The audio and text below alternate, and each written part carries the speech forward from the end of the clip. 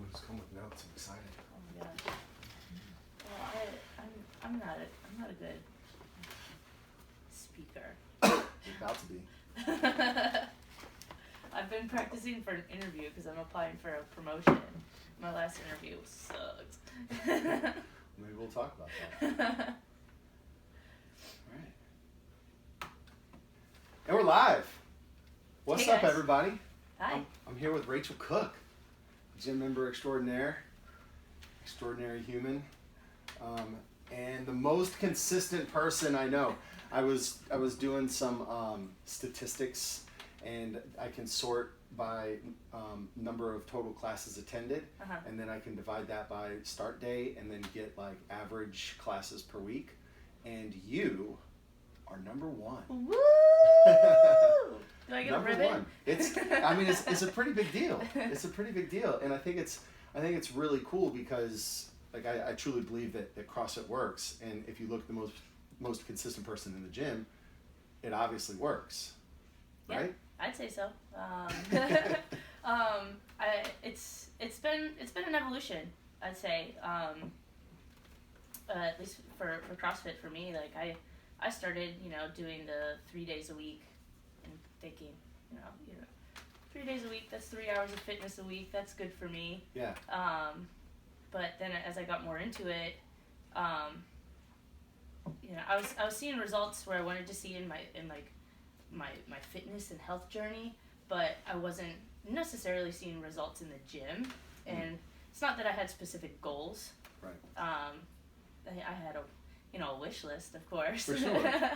But I wanted to go to class, every class a little bit better than the last one, and I learned from the last class and applied that to the next one, and soon 3 days a week became 4 days, and then it became 4 days in Gains Club, and then it became 4 days and just messing around at open gym on Saturdays, Yeah. and then I'm there pretty much all the time. Yeah. So how did it? What's your fitness background? Like where did the journey start with Rachel? I did sports, forever since I was, young kid. The one that I stuck with the longest though was soccer. Yeah. And I played that through my adult life, with rec league and stuff. What was the highest level you played at growing up? Was it like college, high school? I didn't play in college. It was high school, but my travel league. I played it in a pretty competitive, like nationally ranked league. Right. I broke my collarbone. What? Yeah, and that's kind of when I... Playing soccer? Yeah, or... playing soccer. How'd you do that? Yeah, well, believe it or not, on my high school team, which was like we were in competitive high school, but it's less competitive, of course, than my travel league. Yeah. I was the goalie. Probably the shortest goalie in the state. Yeah. So one game I dove for the ball like off of someone's foot, and the way that I landed, it wasn't that I got kicked or anything crazy like that. I just landed wrong and popped my collarbone. What? Yeah. That sucks. Yeah. And after that, I was a much more timid soccer player. So I didn't, I had to take like a season off, and I was used to, maybe even 2 seasons, and I was used to playing year round. Like I played indoor in the winter, I played high school and travel, so that, coming back from that it was hard. I definitely wasn't playing goalie. I was always on the field. Yeah. But yeah, so that's my most... That's what kept me mostly physically active. Yeah. Well, it's amazing how hard it is to get back into something that you're doing at a really high level. Yeah. Like, it's really difficult to... I remember when I was swimming, this sounds so crazy in hindsight, I took my 7th grade year off of swimming, okay? I was, however you are, like 11, 12. Yeah. Like, I took my 7th grade year off. I ran, it wasn't even like I just sat on the couch. Like, no, my 7th grade year, I was playing basketball and I ran track, and I wasn't swimming, and I was doing soccer. Yeah. And then my 8th grade year, I was like, I want to get back into swimming. And all the people, like all of my peers that I was, at their level or maybe even a little better than, I was so far behind. Yeah, they got so much better. I was so far behind. And I was so far behind, it took me like my entire 8th grade year and then freshman year just to get back to like the track I was on. I don't know. It seems like everybody I've talked to who has like a really high performing sport, gymnastics, soccer, swimming, whatever, and they get out of it, like getting back into it is probably like the hardest thing. Yeah, it took me a while to ease back into it. Then I was playing in like co-ed leagues, like adult co-ed leagues. I played on this one co-ed league for probably 5 years, and finally got more comfortable and confident. Yeah. That, I mean, it was the confidence that, you know, a collarbone really isn't, you know, you think broken ankle or something, you'd be more timid. Like collarbone, you're not playing soccer with your shoulders or anything. Right. But still, it's just remembering that pain and that just unfortunate event of not being able to do anything for so long. Yeah. So I got more confident again, and I was playing it, and supplemented with going to the gym. And then I started a new rec league when I moved to DC. Yeah. And it was on smaller fields, and it was more like work leagues, not exactly work leagues, but just like friends. It wasn't serious. It wasn't as serious, Yeah. so there weren't as many higher level players, and so there was a lot of just like I'd come home with, you know, bruised shins and bruised ankles and knees, and just being knocked over by like a guy your size, you know, Right. like a 200-pound, 6'4" dude on the soccer field, just like 240, Rachel. 240. Come on. just getting tossed around. So then Yeah. it started becoming not really fun again. Yeah. And I started playing less and less, and became increasingly more inactive. Yeah. And then, so was it just the sort of falling out of the soccer thing, and then it left a void and you looked for a way to fill the void, or did CrossFit kind of pull you out of it, or like where did that 3 days per week type CrossFit thing pick up? Well, funny enough, I wasn't actually looking for something to supplement my fitness. I was focusing on my health and my diet, and I was getting what's now Territory Meals. What was it before? Power Supply, and then before that it was Catalyst. Yeah, so I I started on this paleo journey, and I was getting Power Supply meals, but I was picking them up at a CrossFit gym. Yeah. So I wasn't working out. Right. I was just going once or twice a week to pick up food from a gym. That's how they so get you. maybe I should actually try working out at a gym. Right. And that's when I was like, and that's when I kind of I've heard of CrossFit before, but I'd never seen it in action. Wasn't knowledgeable about it at all. And I was like, I can do this. It's cool. And so I looked at a couple gyms and ended up at Old City, and you guys kicked my ass. Even though I had fallen out of like a fitness routine, I still considered myself fit. For sure. But just going to your gym that day and doing some rowing and air squats and nearly vomiting, I was like, oh, maybe I'm not where I thought I was. Yeah, I was the same way when I first discovered CrossFit, because my brain was still collegiate swimmer, phenomenal. Like, I legitimately through college, like, didn't know what being out of shape was. Like, I just, like, that was my life. I would swim all the time, and then I remember, falling out of shape and then being like, wow, this sucks, and then wanting to get back in shape. But your brain is still what it's always been. Like, your brain hasn't caught up to what your body has changed into. Yeah. And so I did CrossFit. Cindy was my first workout, 5 pull-ups, 10 push-ups, whatever, 15 air squats, and it crushed my soul. Yeah. It crushed my soul. I got 8 rounds, and I thought I was going to die. Yeah. And it was so humiliating isn't the right word. It was like, wow, I've fallen far. But the interesting thing, what I always wonder is, had I found CrossFit when I was in like great swimming shape, would it have still kicked my ass? You know what I'm saying? I think about that too. Is it just like a different type of fitness, or I don't know. I mean, with soccer, you did some kind of cross training. Like, we did some lifting, mostly powerlifting, and mostly heavy legs, and we did some sprinting and stuff. But never in like a cohesive. You're just lifting club here, run sprints, so generally in shape, but not CrossFit shape. It's different. Right. It is different. I think there's sport specific fitness. Like, I was a in terrific running shape or swimming shape, and I could run really, really well.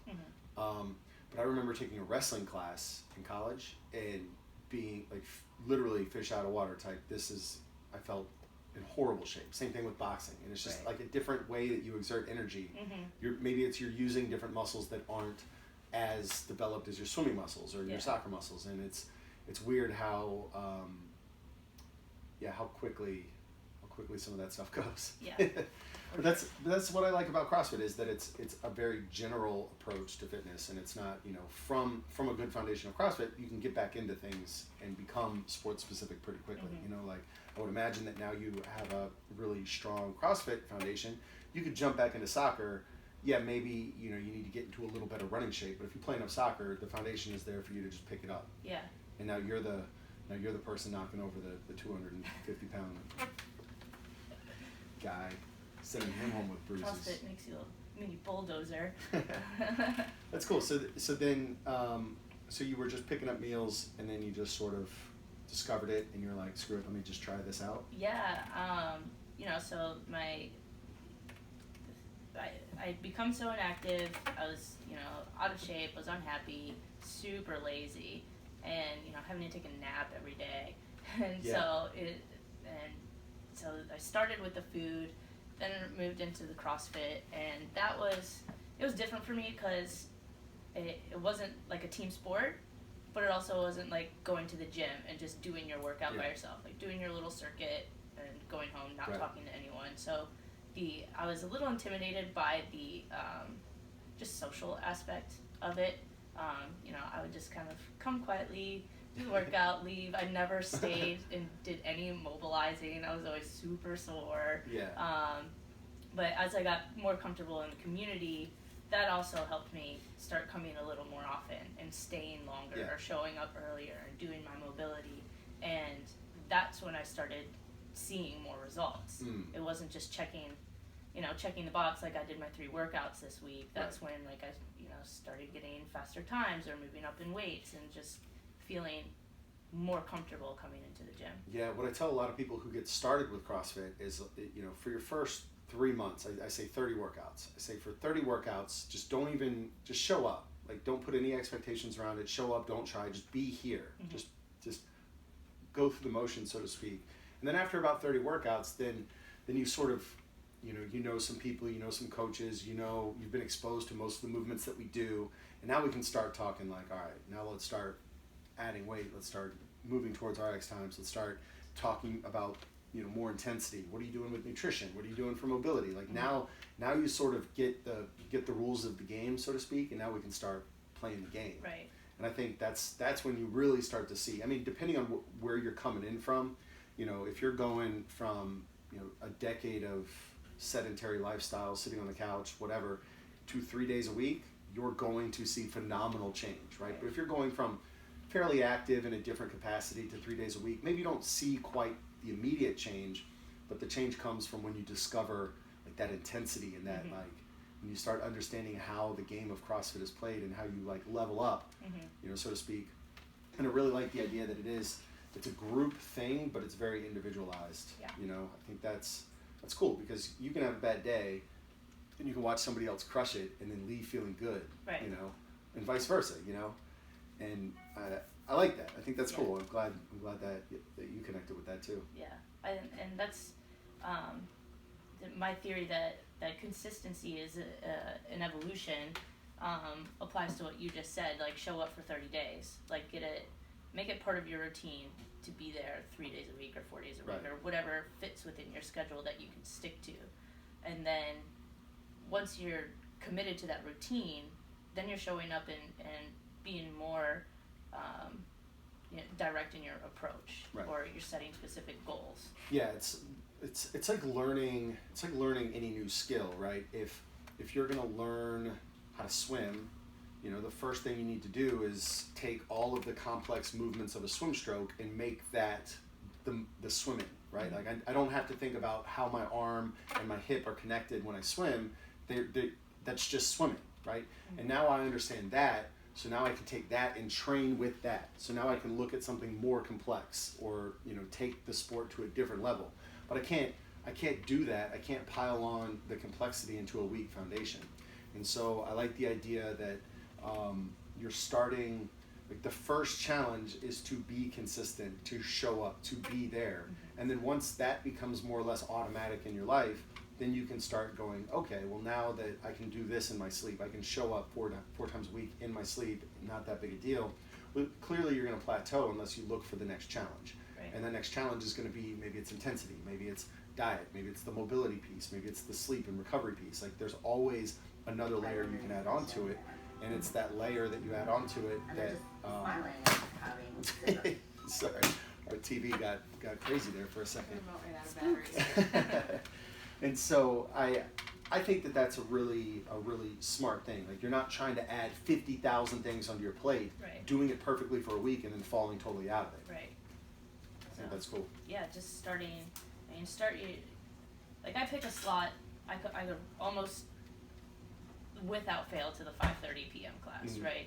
Because I know that by the time I get off work and the 5:30 class, there's not enough time there for me to get into anything or to get a phone call from someone to say, hey, what are you doing? Like, come meet me for happy hour or something. So I know that I won't be distracted in that time, and I can go to the 5:30 class. I can finish it. I can mobilize. And I can get home, still make dinner and eat at a reasonable time. Yeah. So that's the class that fits in, that I can be consistent with. Yeah, that's cool. One thing that you mentioned earlier that I found really interesting is you mentioned that you started with nutrition, and sort of nutrition was where it brought you into the fitness side of things. A lot of people, everybody discovers the importance of nutrition at some point. For me, it was long after. I spent my entire collegiate career not even thinking twice about the idea that the pizza and Coke that I was putting into my face was affecting my performance in the pool, right? I would kill for tenths of seconds of improvement over 9 months of training. Right. And never once did I think about the idea that a salad would fuel my performance more than half a pizza. Right.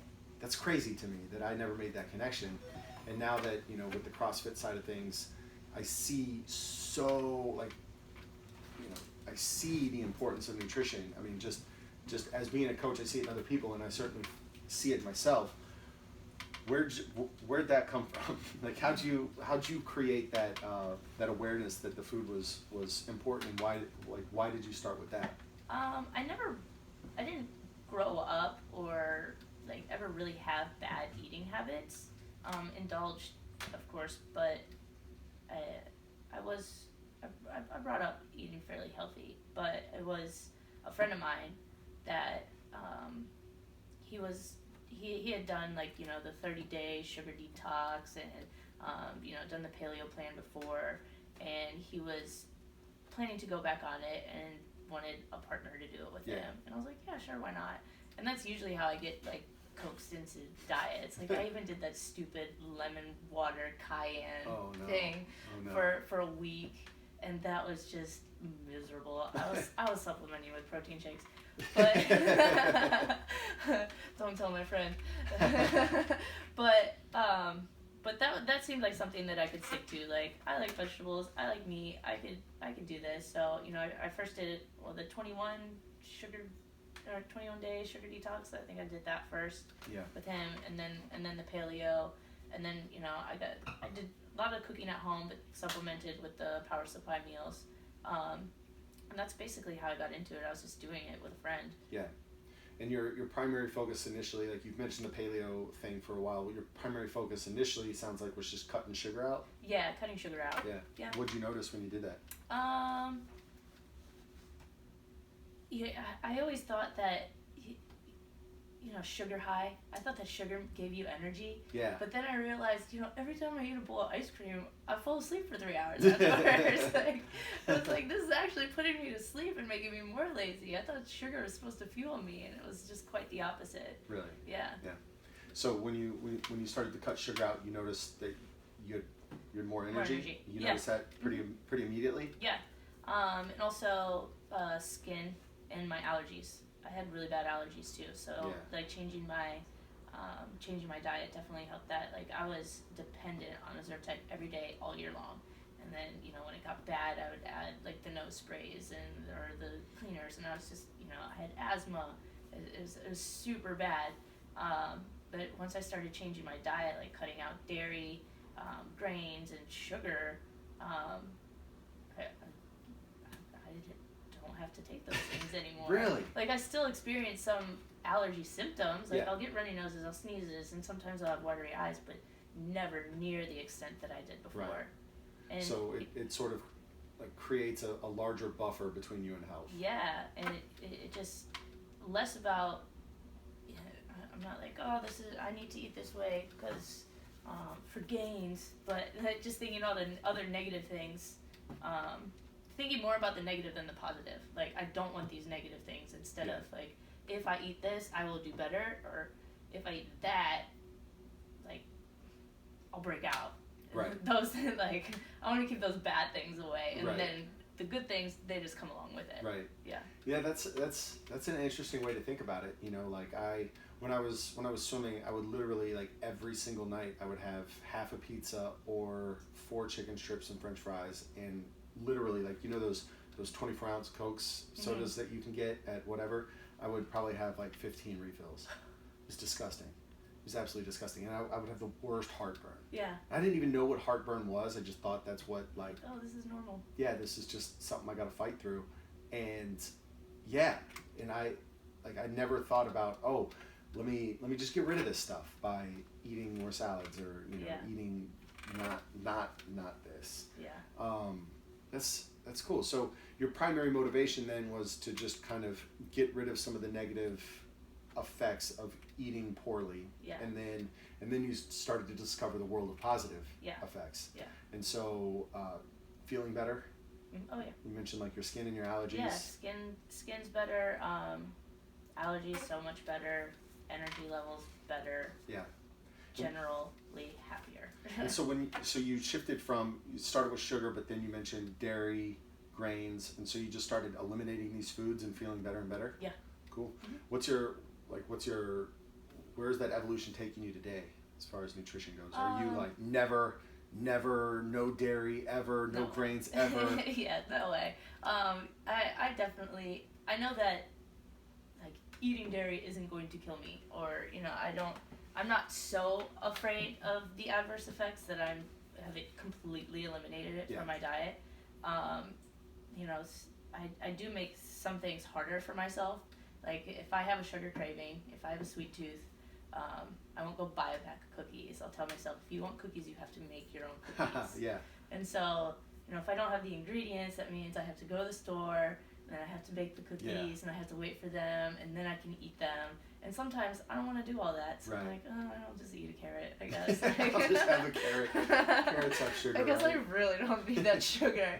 But sometimes I'm pretty determined, and I will go to the store and get those ingredients and make my cookies. But mostly, it's pretty easy to stick to. Yeah.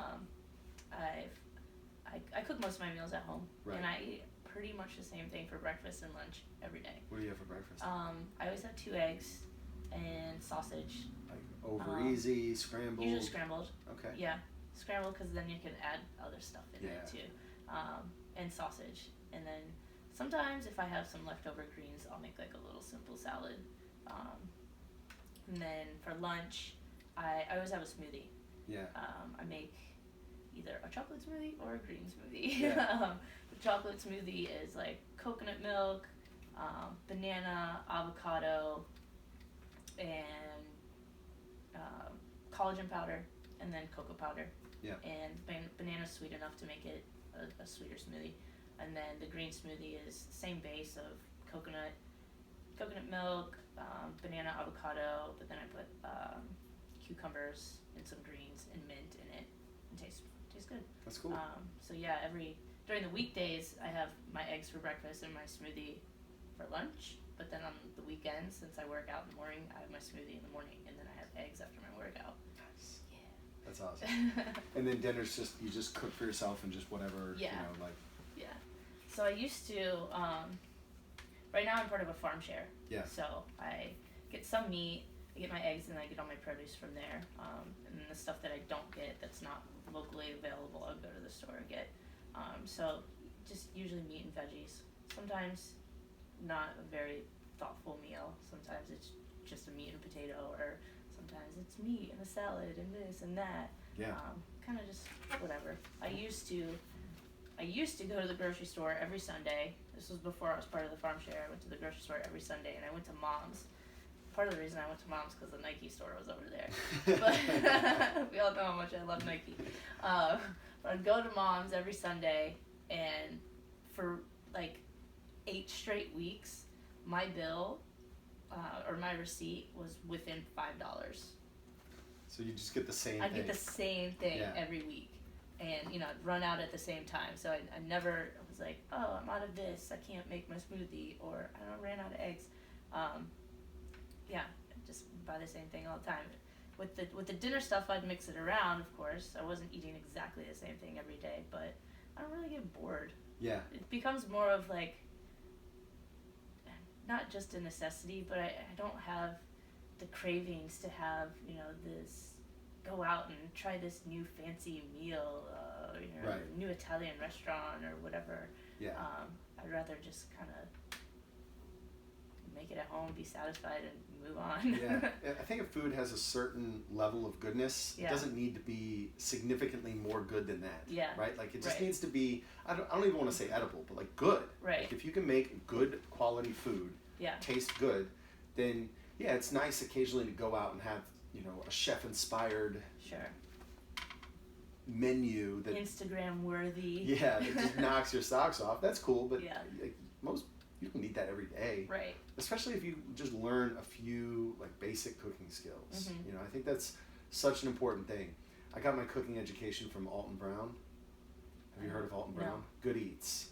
Oh man, it was on the Food Network. Yeah. And I remember, so I never cooked growing up. Like I swam, I ate, and then I went to the Naval Academy and we talked about that, pizza and soda. That was my life. And I graduated and I was eating out all the time because it was the first time I was making real money. And then I quickly realized how expensive eating out all the time is, and I had no money. And I called my mom and I was like, Mom, how do you cook? Like I literally had no idea. She was like, get chicken breasts, put them in the oven. And so I would just eat baked chicken breasts. And it was below the threshold of goodness, right? And it was just, eating was a chore. It was bad. And my mom's a really good cook, but I was starting at such a low point that there was no helping me. Right. And so I was watching TV and the Food Network was on and this guy, Alton Brown, was on, and he spent like 25 minutes teaching you how to boil noodles, like pasta noodles, like just teaching you the science behind boiling and how it works and why you season the water and then at the very end of the episode he was like, oh, and here's some things that you can add to the noodles that you perfectly cooked. Mm-hmm. But most cooking shows at that point at least were recipe assembly shows. You just watch somebody with 18 ramekins of pre-cut things, throwing it into a pot, and then voila, it's amazing. A 30-minute meal because everything was chopped and prepared for you by like 3 other chefs. Yeah, man, yeah, I could do that. But Alton just teaches you the fundamentals of cooking. Like he teaches you, here's a cast iron skillet. It's really good for searing. Here's why it's really good for searing. And then by the end of the episode, you know everything there is to know about this cast iron skillet and the process of searing, and he just teaches you how to cook a steak on it. Yeah. Just real quick. Here's one application. There are many applications, but this is the one we're going to talk about today. I thought that was really cool. And so I consume that show like feverishly. I get into these kicks where I like, that is all I do is like consume something. Like I got into this kick about the big green egg. I got into CrossFit, and this was my Alton Brown kick. And I just consumed. Yeah. Anyway, how'd you learn how to cook? Well, my mom was alright cook. It was pretty predictable, not very adventurous. Her palate isn't very adventurous either.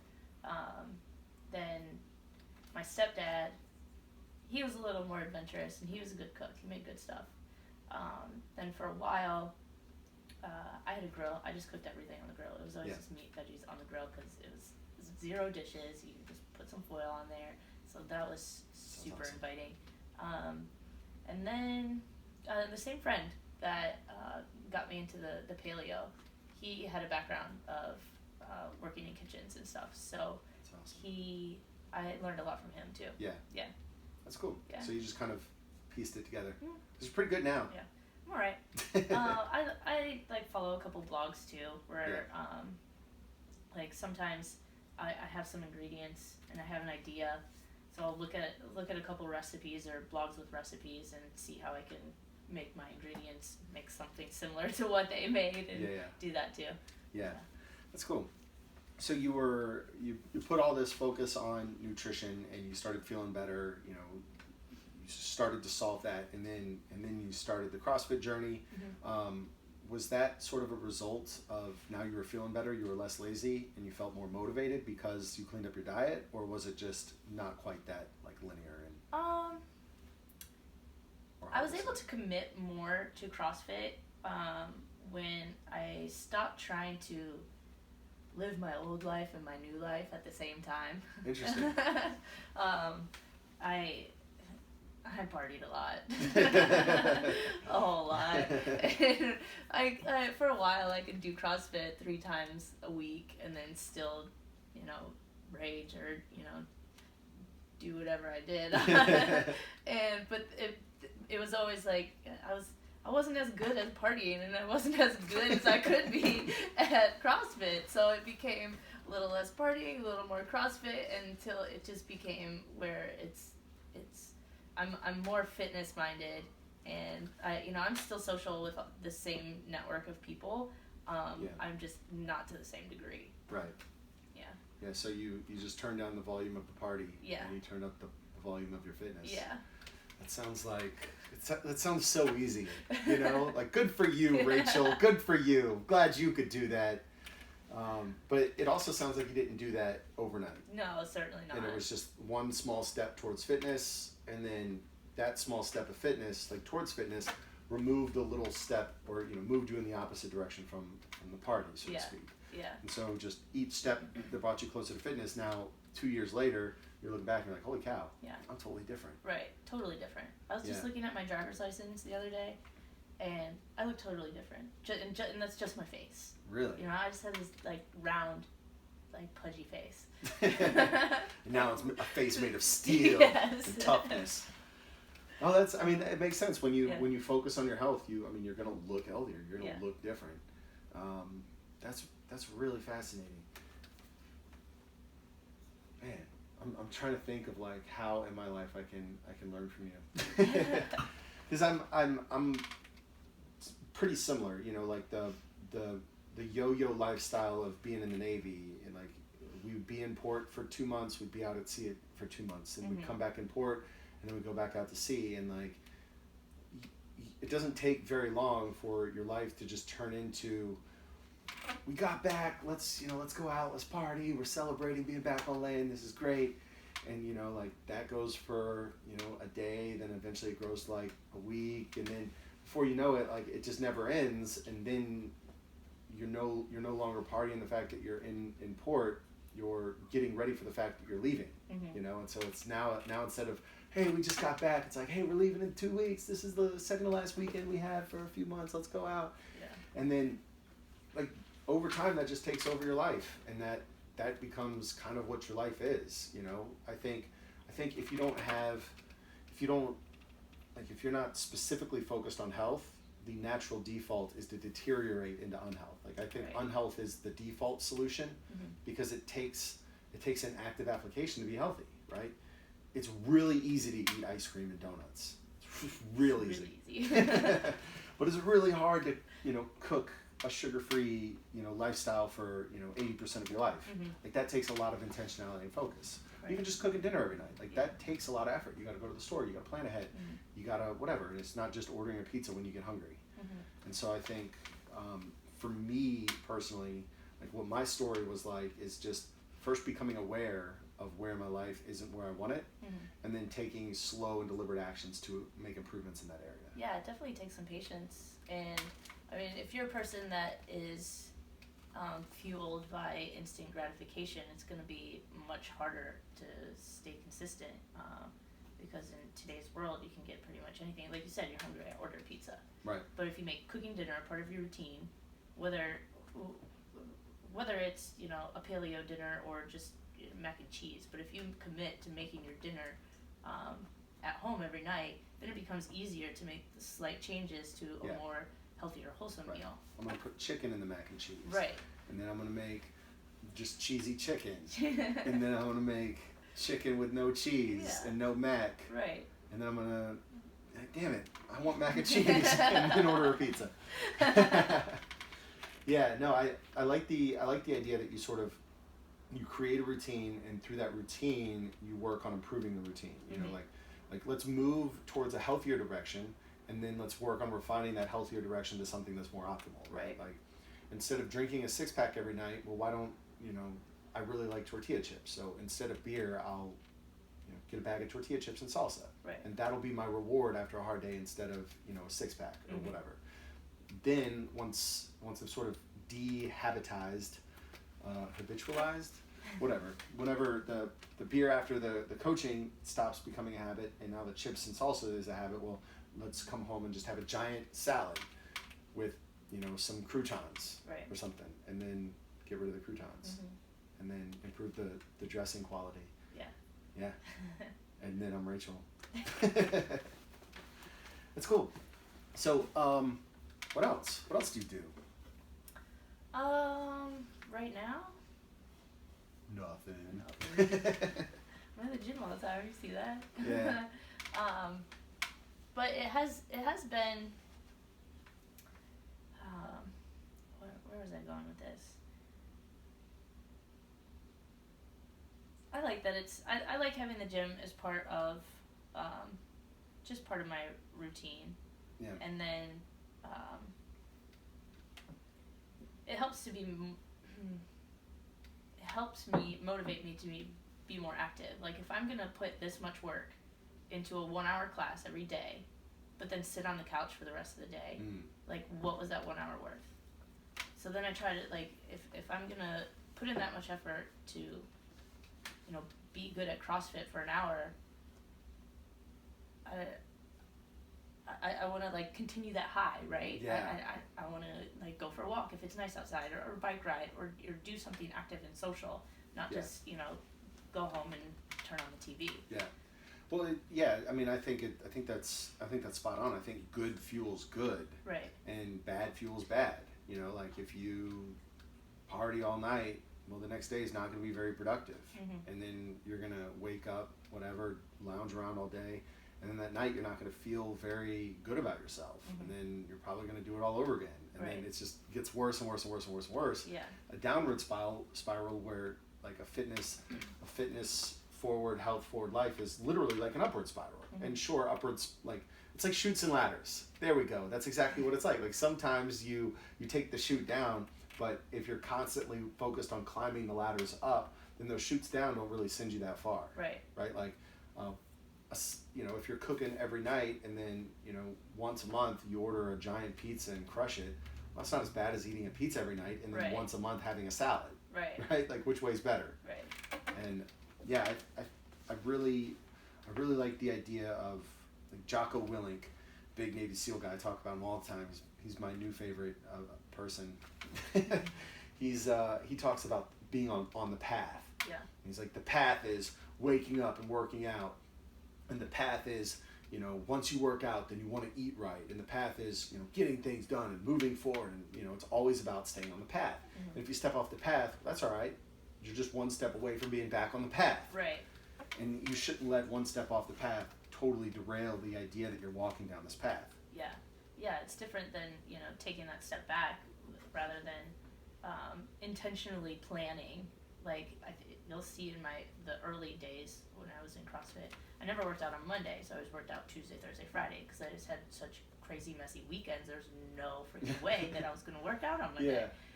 So I was enabling that partying because I knew that I wasn't going to work out on Monday. But if I made myself work out on Monday, I knew I'd have to take it easier. Right. So, and the same thing.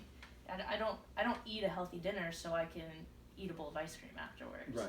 But if I do have a craving, sometime I will go get my sugar, or I will have the chips, or I will go out to eat. can be exceptions, but I don't try to plan those exceptions. Right. Like, eat healthy during the week and binge on the weekends. Right. So you don't follow the strict, like, the weekend, like your 80-20, like I stay on the path, Sunday dinner through Friday lunch, and then the weekends I can eat whatever I want. Yeah, no, I think that's consistently doing a bad thing. And so consistent bad things add up just like consistent good things. So if you're binging every weekend, you're binging every weekend. Right. You're planning that into your schedule. So you allow yourself the ability to enjoy life, have a bowl of ice cream, go out with friends, drinks, whatever, but you're constantly trying to improve the overall health of, like, the week to week, the day to day, and you're not, like, eagerly awaiting the one day where you can crush 3 pizzas and a pint of ice cream. Right. Yeah. And I follow a pretty strict routine, but I'm not strictly adhering to it all the time. Yeah, for sure. I'm more into being spontaneous, like, on a Saturday afternoon, someone saying, let's, go out and have a couple of cocktails, or doing something, going out to eat for, in the middle of the week randomly. Doing something more spontaneous than that, than planning. Like, oh, I am going to do this on this weekend, and my diet's not going to matter, and I'm not going to do any fitness. That just kind of makes it easier. Yeah, and you gotta give yourself the room. If you put all the pressure on you to be perfect and to never eat sugar again for the rest of your life, then having a little bit of sugar from time to time is going to feel like an epic failure, as opposed to a conscious decision. Yeah. Like, I'm a big believer in knowing what's healthy and what's not healthy, right? And then I enter unhealthy things with the full awareness that I'm taking a chute and I'm not climbing a ladder, right? I think one of the biggest problems comes when we're thinking we're climbing the ladder, but we're really taking the chute, right? Like, we're going down instead of going up, and we think we're going up. I think that's when things start to get really bad, when you're just unaware of how unhealthy you're being. Like, I was unaware. I guess if I would have thought about it, I would have realized that pizza and Coke isn't the best option. But in my brain, it was rationalized by the fact that I can't be unhealthy when I'm working out 5 hours a day. Right. It's not possible. Right. But you can be unhealthy in that scenario. I was super unhealthy, right? And I think knowing that when you have that pizza or you have that beer, you have the cocktails, you're prioritizing enjoyment of life, which is a super important thing to have, over, like, optimal health, right? But you have to enjoy life to be healthy too, you know? So I do think that there's a balance, and I think if you get too stuck in any one mindset, you're not. I mean, who am I to tell you if you're doing life right? Like, in my opinion, I really like that idea of everything in moderation, including moderation. Like, and then just constantly work on improving your routines and making your routines better so that your life is better. And I love that. I think it's a cool story, because when I first found CrossFit, that's when I was first introduced to the idea that, like, food is your fuel. And I remember doing a zone challenge. Basically, like, it was, you pick paleo or you pick zone, and you can do either one. And I remember buying, like, Cliff Bars and granola and, like, all these things that maybe aren't the healthiest thing for, like, optimal living, but were way better than what I was eating. And I remember, like, having my whole kitchen and, like, really being focused on it, and that lasted for about a week, and it was great. And then I was back to what I do, like, I eat Mexican food, I eat chips and like, margaritas. But slowly over time, like, 1 week of healthy, quote unquote, maybe not even quotes, like 1 week of healthy living turns into being able to do that for a month, with maybe, relapses that are only a week apart, and then it turns into, oh yeah, well, the default of what I do is cook, meats, vegetables, nuts and seeds, some fruit, little starch, no sugar, every day. I read this thing. It doesn't have to just apply to food or even to fitness. I read this thing earlier about this guy gave this example of reading 30 minutes a day. Like if you're reading like a business book or like a self-development book, 30 minutes a day, over a week, that's 3.5 hours. By over a year, that could be up to 25 books. But say you take a holiday or you skip a couple days of reading, cut that down to 15 books. If you're reading 15 books in a year of self-development or a business book, like boom. Yeah. You know so much more than you did at the beginning of the year. Right. And that's just 30 minutes a day. Right. So. And that's what I talk to a lot of people about, obviously fitness with the gym. I have a lot of conversations around fitness and how to improve yourself. And, I'm not sitting here telling people how to live because I've got it all figured out. I'm, probably more on the other end of the spectrum. Like I've failed in more ways than people can possibly imagine. So I have a lot of experience on that side of the fitness equation. But one of the things I like to talk about is the gym. If all you're doing towards like advancing your health is 3 hours a week, well, a week has 168 hours. Right. It's 168 hours of working on your health, and if you're only focused on 3 of those hours, you're going nowhere. Mm-hmm. Nowhere, because 3 hours is not enough, right? But if you're focused on sleep, well, that's 8 hours a day that can prepare you for 16 hours a day. And if you're focused on your nutrition, well, maybe that 2-hour nap now becomes productive time because you don't need that nap. Or you just feel better so you can get more done in the hours that you have. Mm-hmm. And if you focus on your health, well, then that makes you feel better for the way that you perform. And there's this book, what's it called? Forget the name of it. It's by this guy Franklin, I think. Anyway, the idea is, the concept of the book is that there's areas in your life that affect other areas of your life. And if you focus on those areas, kind of in blind obsession and make a big improvement in your relationships or in your communication, then now your relationships are better, at home, with your friends, with your family, with your coworkers. Now all of your relationships are better, and those better relationships create more improvement to your life. If you focus on sales, for example, not only can you be better in business, but you can also be better in the way that you communicate because you understand human psychology a little better and you understand how to get your point across more clearly. And you can focus on all of these areas in your life kind of independent of each other, but then if you improve this area, it's going to affect another area, which is going to affect another area, and then you're constantly working on building yourself up as a human. The last safe investment. Yeah. That's the name of it. I've heard of that one, yeah. Yeah, and the last safe investment is investing in yourself, right? Like improve myself in these focused areas, and then the effects of that are going to be compounded so significantly through the course of my life that I can't even comprehend how to compare that to buying $3 of Coke stock. Right. Or if you're going to take like $1,000, if you have $1,000 to spend, is it better spent on Bitcoin, or is it better spent on a relationship course to improve your communication? Right. I don't know. Like maybe in 20 years I can tell you the answer to that. But, probably improving yourself. Right. And I think that's kind of the theme of what we've been talking about. Figure out a way that you can improve yourself, and then figure out a plan to do that. Mm-hmm. So. I need to read that book. I gave it to somebody. I had 2 copies at some point, and now I have no copies. So there's 2 people I know who have that book. If you have that book, give it back to me. Or give it to me. Yeah, give it to Rachel. Yeah, it's one of those books that you read and you feel like you knew the answer. Like there wasn't an aha moment in the book, but the book kind of gives you permission to do things that you think like, oh yeah, I should probably do that. Right. It wasn't like, wow, I just like gravity exists, or like I don't know, one of those like physics aha things that's like, whoa, I didn't realize that. I don't know.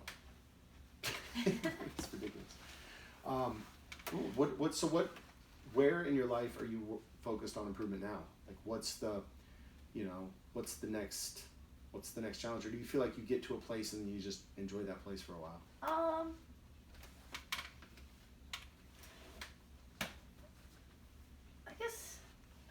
I'm pretty content right now. Before we turned on the mic, I told you I was nervous for this podcast because I don't like public speaking or really talking about myself at all. But I have an interview coming up at work, so that's something that I'm trying to improve on as well. Yeah. Is it for like a promotion or? Yeah, for a promotion. Like a big time promotion? Yeah. So what, what's the interview like? Do you have any idea? Well, what makes it difficult for me is it's basically I'm applying for the job for the work that I'm already doing. They're just trying to I'm trying to get shored up on the cash, right? Yeah. They put a lot of responsibilities on me, but it's not matching the pay. But because it's government, they have to advertise the job, and I have to compete for the job.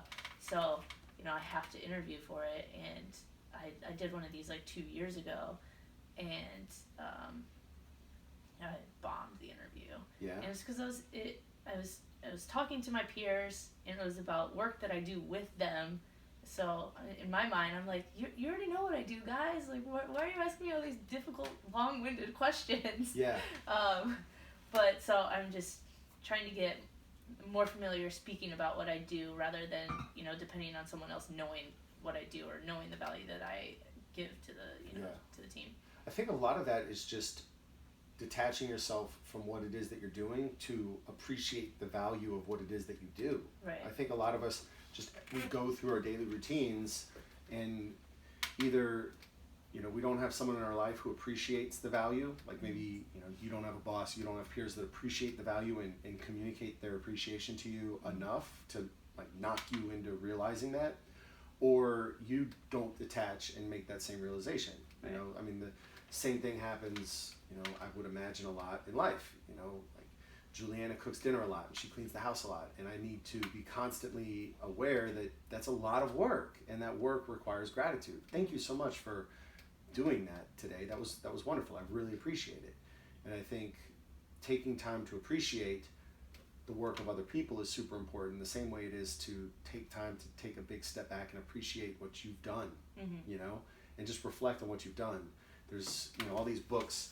I have this journal that I don't use, but I should use. I should start using again. But I used it for a while and it was really good. It's called the 5-Minute Journal, and it forces you to do a daily reflection.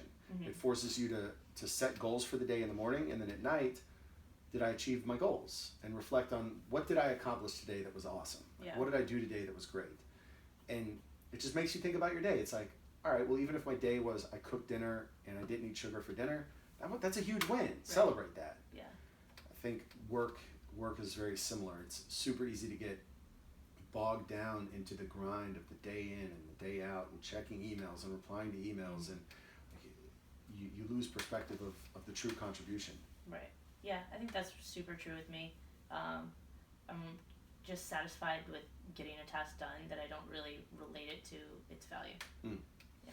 So how have you approached the looming interview this go around than you did last go around? I've been working with a couple people in my organization. I have a mock interview scheduled later in the week. Working on my resume and making that more applicable, and just kind of promoting myself, which is something that I was never comfortable doing. Yeah. I always talk about how I help or what I did as part of a team, but I never say like this is what I did specifically, and this is how I improved something, or I came up or developed this idea. Yeah. So being a little more selfish in that sense, but I think that's okay in an interview to be selfish. For sure. So yeah, that's kind of something I've been working on for a while. Yeah. And is it like, have they given you specific drills? Is it just the mock interview? Do they, how does that look? Like learning I don't to know. be less or learning to be more selfish in an interview. Does that? I don't know. We'll see how this mock interview goes. It has helped me with my resume though, and it's helped me see more of the value of what I do, Yeah. rather than just a checklist. And I do get a lot of kudos, but I don't relate to them. I'm just like, oh great, I got a pat on the back, and I'm satisfied with that. Yeah. I think the process of like constantly trying to improve yourself is a valuable process that might prove to be valuable in an interview, right? Mm-hmm. Because a lot of interviewing is just trying to see how a person, communicates, right? Like, what's your biggest weakness? Mm-hmm. It doesn't really matter what you say. It's, can you articulate something and not come across as like somebody, like the Michael Scott answer, like or Dwight Schrute or whatever. Like, my biggest weakness is my work ethic and how committed I am to the cause and how great I am at all my work. And sometimes, like, all right, that's kind of silly. Yeah. But if you really know yourself and if you're really trying to improve yourself, then that's the easiest answer in the world. Mm-hmm. Like, my biggest weakness personally is I am horribly organized. Like if left to my own, is it vices or devices? Left to my own devices. Devices? Left to my own vices. Left to my own vices, I drink all the time. Left to my own devices, I play video games. Way too much. Either way. Left to my own, my own desires, I don't like being tied to a schedule. I don't like being, doing all the paperwork and doing all the formal things. But because I'm aware of the fact that my tendency is to not do those things, then I can guard around it. If we plan something and I have to put it in my schedule and I have to check my schedule when I wake up in the morning and I have to, before I can do all the things that I want to do, I have to do all the things I don't want to do because I'm naturally going to do the things that I want to do. And so because I'm more aware than less aware of who I am as a person and what my natural tendencies are, well, now I can guard against them and work to be a better, employee or whatever. Mm-hmm. And I think having the practice of self-improvement allows me to have that conversation to a future employer, which hopefully I'll never need, and have it be authentic and come across as someone who's really thoughtful. And if I'm doing this sort of introspection to myself, imagine the introspection I could do to a team. Yeah. I don't know. That's one way I think about it. Yeah. No, that's dumb. No. No, it's just like, thinking about my weakness and, those kind of communications are my weakness. I can write a bomb email, but if I was saying that same thing over the phone to someone, I would be all over the place. Yeah. Yeah. Well, I think we talked about personality types. I was on a big personality kick for a while. Mm-hmm. I'm an ENFP. I think you are an ISTJ. Is that right? TJ, yeah. I've done the test multiple times, and it's always been NJ or TJ. Okay. Yeah, that's the only one that's shifted. NJ or TJ, or it's SJ or TJ. Oh. It's INFJ. Oh yeah, F or T. F or T. Yeah, okay. F or T. But it's IN. IN. Always IN and always F. Or always T. Always J. Always J. Duh. INJ. 1, 2, and 3 are always I, N, and J. Yes. Yeah. That third one is one that flips. Yeah. Yeah, I think that's interesting because that's basically opposite me, right? And so all the things that you're describing being really good at are the things that I'm terrible at, mm-hmm. and like the things that I'm describing that I'm good at, you're probably not, or you're probably good at as well, just not to my level. I suck at it. Yeah, yeah, but I think framing your skill set in a positive and negative way. Like here's what I do. Here's what I do for teams, and here's what teams do for me. Right? Like here's the role that I fill at. Here's my unique genius. Right? And that unique genius has specific function. But Steve Jobs without a Wozniak is nobody, and Wozniak without Jobs is nobody. And people evaluating, I don't know. I would hope that people evaluating see the value and see where you are and then try to put you in the right place. Right. So it's not really like you're trying to convince. Maybe that's the point of this conversation. I don't think an interview should be trying to convince somebody of something that you're not. Mm-hmm. It's just communicating to them who you are. Right. And who you are is really awesome. And that should be an amazing story, right? Can you come to my interview? Sean is here to speak on behalf of Rachel. I have a power of attorney. Interview surrogate. But I think if you like you're an extremely confident person. You're an extremely smart person. You're powerful. both physically, emotionally. Like you're a force, right? Like you're a force. And I think the mindset of an interview should be, I can't wait to communicate to these people everything that I am in my life, right? Like how passionate I am, how much I love myself, and how I make others around me fucking awesome, and I make them great too, and that's just who I am as a human. And you want me on your team, you need me on your team, right? And if you come across with that kind of confidence, then if you don't get the job, so what? Right. I mean, yeah, that sucks, but also it doesn't matter. Right. Because you've already won the battle of confidence. Yeah. And just tying back to everything that we talked about earlier, I think that being more dedicated to a healthy lifestyle has actually improved my confidence, because, I mean, previously, like, you know, I was getting the work done always, but, you know, I sucked on Mondays, and then I, you know, jam all my work into the rest of the week and then rage on the weekends. Like, I was just getting through the week so I could rage on the weekends. Right. And so I didn't do anything with any specific intention.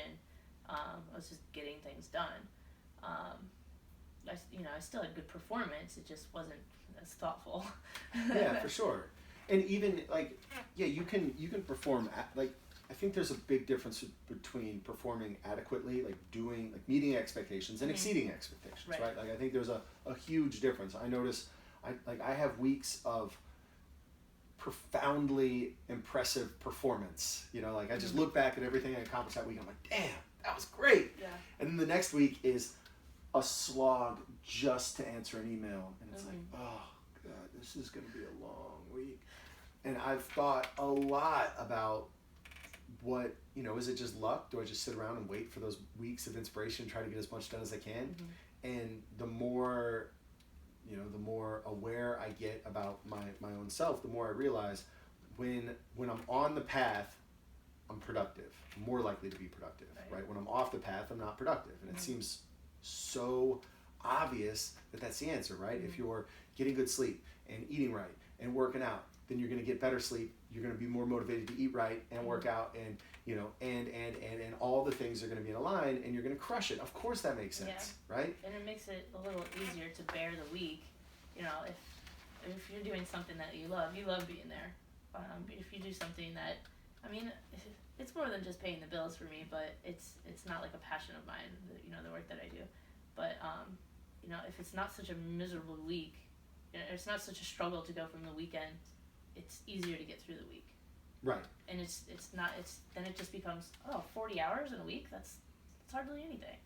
Right. And I would imagine, because I mean, I've certainly been there too. It's like when you're waiting for the weekend, every weekend becomes this cherished gem to optimize and to get everything out of that weekend as you can. Right. And it just, you know, like, working out on a weekend, like, that doesn't happen. That's not fun. The weekends are for ice cream and beer. Like, that's fun, right? Like, every weekend is a little mini vacation because the week is so hard. Yeah. And, you know, the more things I put into my week that are for me, that I enjoy, that I like, that are fulfilling and rewarding for me, the less I rely on that weekend. Right. It sounds like a super similar, you know, journey. Yeah, totally agree. We figured it out. We figured life out. Yeah.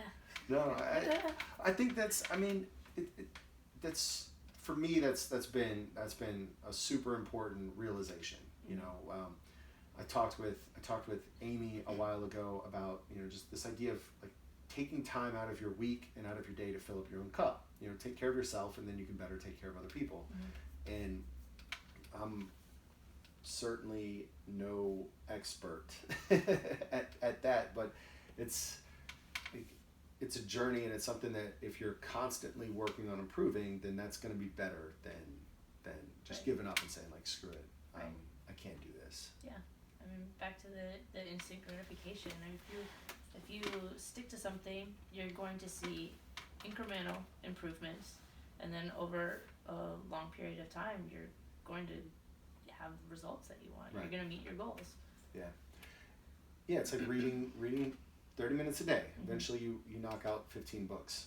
I think a lot of people sit down and they go, well, I can't read 15 books, so I'm not even going to read 30 minutes a day. Right. They get so overwhelmed by the end result that they can't or they don't take the 30 minutes a day steps, Mm-hmm. or they just hate reading 30 minutes a day, and that is a chore. That is such a chore. Mm-hmm. And instead of learning to enjoy reading 30 minutes a day, instead of approaching it like, how can I learn to enjoy this healthy thing for me to do, they just grit and bear it, and they do it, but eventually they fall off the wagon. Right. Like if you're trying to get more healthy and you want to eat more healthy, and every time you eat a salad it's like pulling teeth, well, that's not going to be sustainable, right? Mm-hmm. We need to figure out the way that you can make a change in your life that's enjoyable, that you don't mind that much, Mm-hmm. and then make another iteration of improvement. Right. You know, fitness.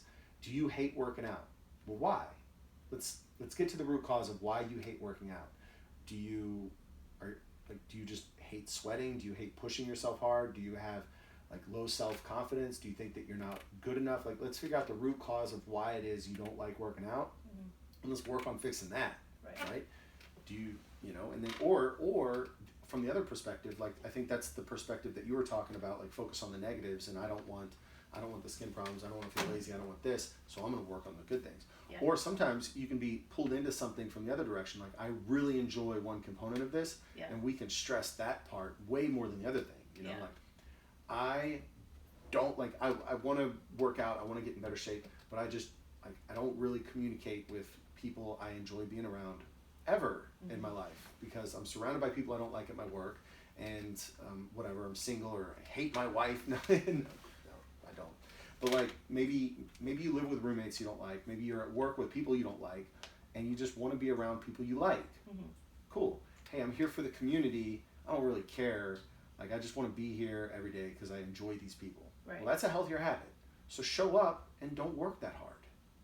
You know? Just show up. Just show up. Mm-hmm. Right? Move yourself in the right direction, and I think you're going to be better served for it. Yep.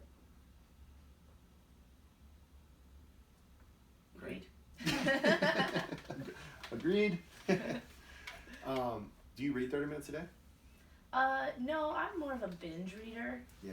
I'll not read for a little while, and then I'll read a couple books straight. Yeah. And then not read for a little while. But when I do read, it's something that I enjoy reading, but it's something that I haven't made part of my routine. So Yeah. I could probably easily read 30 minutes a day because I like reading. Yeah. I realized I don't like reading, but I love having read. Okay. Yeah, I don't know. I just feel like, I've been in, like, books on tape have changed my life, and podcasts. Yeah. Like I can do those. I Mhm. can crush a book on tape, but to read the same book would take me 8 times as long. Right. Podcasts I've just started getting into, Yeah. which I like. It's because it's similar to reading, but I can do that, listen to those while I'm doing something else, Right. like while I'm cooking. Yeah. So that's usually when I listen to podcasts. Sometimes short ones if I'm walking here or there. Yeah. But usually while I'm cooking or cleaning, I listen to podcasts. Yeah. I love that you can do stuff with your hands and with your eyes. Yeah. Like, I play just these stupid games on my phone when I Uh-huh. listen to books on tape or podcasts, because Uh-huh. it gives my brain just enough to focus on, but not enough to, like, be distracted. Yeah. And so, yeah, I can listen to, like, I can sit down and play 2 hours of a game on my phone and consume, like, 2 hours of a book. Right. It's great. Mhm. It's a win-win.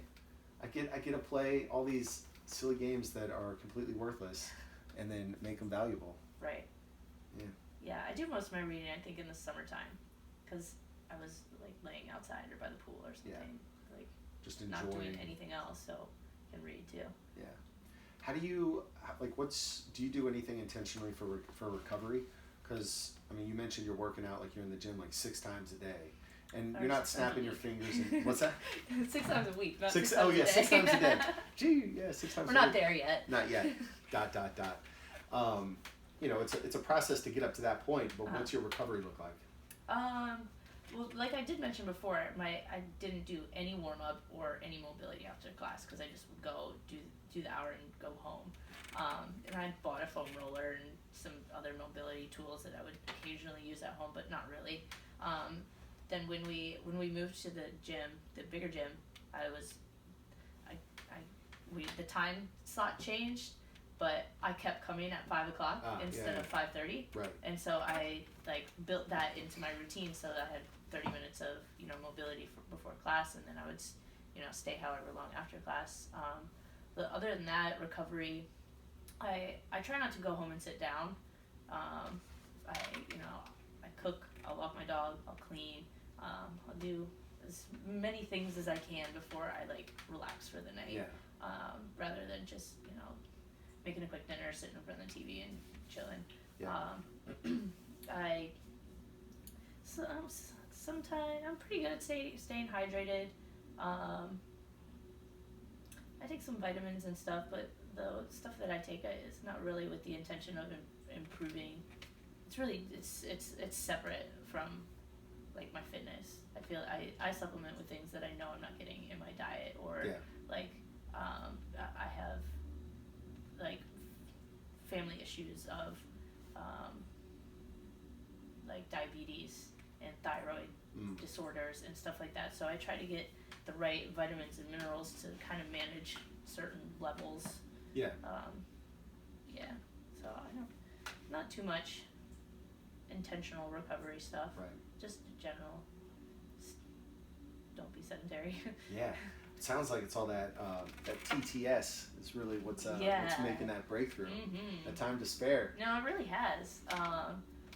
And the first 6 months I was super sore all the time. I had some shoulder issues for a while, and it was obviously corrected when I just spent some more time on mobility.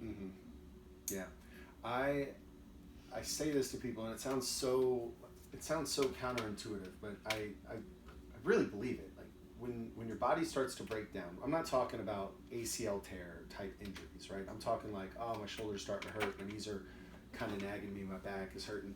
That's your body's early warning system telling you like there is something going on here that you need to address before this becomes an injury. That's a good thing, right? Like a little bit of shoulder pain here, that's a good thing, because it forces you to detach and to analyze and figure out what's causing that to happen. Is your back hurting because your back is broken, or because your hips are broken, or because your shoulders are broken? Let's take this opportunity of feeling pain and get to the root cause of it and improve yourself, so that not only this pain doesn't come back, but also any future issues of that movement dysfunction or that movement pattern that you've created has also been corrected. Right. And I think so many people, they get that initial shoulder pain and they're like, CrossFit's dangerous. Right. CrossFit hurt me. It's like, well, yeah, I guess technically, but anytime you move your body is an opportunity to, the safest thing you can do each and every day is to sit on your couch. But even that'll kill you. Right. 50 years later. It's not that safe. I was having a conversation with someone earlier this week about, going back to how I played soccer. I was like getting injured all the time. Whether it just be bumps and bruises or, like legit, I fractured my ankle because someone kicked me so hard. So that sucked. CrossFit has such a bad reputation of being dangerous, but it's actually a super controlled environment. Yeah. I joke with people that it's the laboratory, right? Like the most dangerous thing that you can do is not have any formal lifting training and then help your friend move really heavy things out of their apartment. If you were never taught how to deadlift from the most controlled environment ever, like a straight barbell with very precise and predictable weights, with a coach watching your every form and technique, well, that's like, it's a saying that Aaron and I picked at the very beginning, preparing you for life, and it was, sure, it works, right? It works, but it's gotten more, like it's gotten a deeper and deeper level of meaning to me, every year that we've done the gym, because for me, like being prepared for life is like you come in the laboratory and you prepare your body so that you can go out in life and use it, right? Maybe you're using it for sports, maybe you're using it to help your friends move, maybe, who knows what it's for, but if your body isn't prepared, then it's gonna be broken in the wild, right? And I call the gym the laboratory. I agree with you. Yeah. It's where you go to learn, right? Like, you learn how to take care of your body. You learn, okay, now you know how to fix a shoulder problem, right? When your shoulder starts to feel a certain way, you have the tools, like you know how to maintain your body, right? You know how to get stronger. You know how to get more flexible. You know how to eat right. You know all of these things. And I'm not saying that Old City is the person, the gym responsible for teaching you all these things, but it creates an environment of people who are all wanting to learn these things. And everybody's on their own different path towards, improving, the fitness journey or further along on the path, right? Yeah. And I love being surrounded by people. Like if I'm here, I love being able to look at, like a Rachel or a Kayla and be like, damn, like, that's where I could be if I follow, if I walk along this path for long enough. And I love, being able to look at, someone who's not, as far along on the path. Like, look, all you have to do is walk. If you walk, like, we're gonna climb this mountain. It's gonna be awesome. Yeah. But don't, you have the goal of the mountain, but just worry about the next step. Like, let's talk about reading for the next 30 minutes. Let's show up, be consistent, and then before you know it, 2 years later, you're standing on the top of Everest. Like, whoa. Yeah. It's kind of cool. Yeah. It works. Fast. Yeah. Just gotta be patient. Yeah. Another way I like to think about it is imagine being like if you're thinking about getting started on something, imagine that you started it a year ago, and then how would you feel? Yeah. Like I just started jiu-jitsu, and I think about it like I've been thinking about doing this for like 2 years, and I just did it. I was like, man, if I would have done it 2 years ago, I'd already be a blue belt. Yeah. I'd be so cool. Yeah. Ah. I think about that too. Like if I, found CrossFit earlier, maybe I'd have a muscle up by now.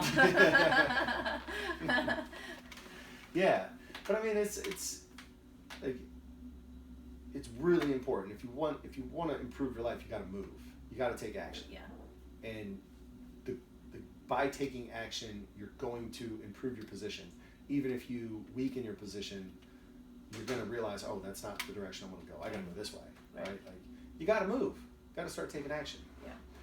And it helps you be more mindful outside of the gym. If you're putting in the effort inside the gym, you're gonna want those successes there to be echoed outside of the gym as well. And so you'll make small corrections. Like for me, when I work, at a computer, so I could sit hours, 8 hours straight and just do that. But I get up every 30 minutes or so, walk around, drink my water, stand and work for a little while. Because I know that if I sit and don't move all day, when I get up and I go to that class, it's going to suck, my hips are going to hurt, I'm just not going to have as great of a workout, and then I won't leave as satisfied as I could have. Yeah. Making tiny adjustments, like standing up and stretching my legs throughout the day. Yeah. I was working in the cubicle, every hour on the hour, I would do the couch stretch. 2 minutes each side. That's a lot of stretching. Yeah. That's a lot of stretching. And sometimes you just got to be the weird guy in the office who stretches. Yeah. Out of foam roller, out of lacrosse ball, we'll do the couch stretch. And that's a tiny commitment. Just like reading 30 minutes a day. Like, 2 minutes of stretching a day. Yeah. It's amazing how small steps make huge difference over time. I mean, that's really, and then the way that you approach the idea of taking these small steps is put them into a routine and then just execute your routine. Yeah. Your routine is not something that you have to expend energy in doing. It just does. Like, it just exists, and then you make tweaks to your routine, and then before you know it, you totally transform your life from point A to point B. Yeah. I think that's super cool. Yeah, and they're part of your routine. You don't even think about it, so you have nothing to complain about. Like, no one complains about oh, I had to brush my teeth this morning. No, it's part of your routine. You do it every morning. Yeah. That takes a couple minutes. You could do a couple minutes of something else that's healthy or positive as well. Right. Cool. Yeah. What else you got? What do you have? I don't know. I think I imparted all my wisdom, I think. Well, maybe there'll be a part 2. It better be a part 2. Sweet. Yep. Thanks for your time. Thanks for having me. Yeah, this was awesome. Cool. Boom.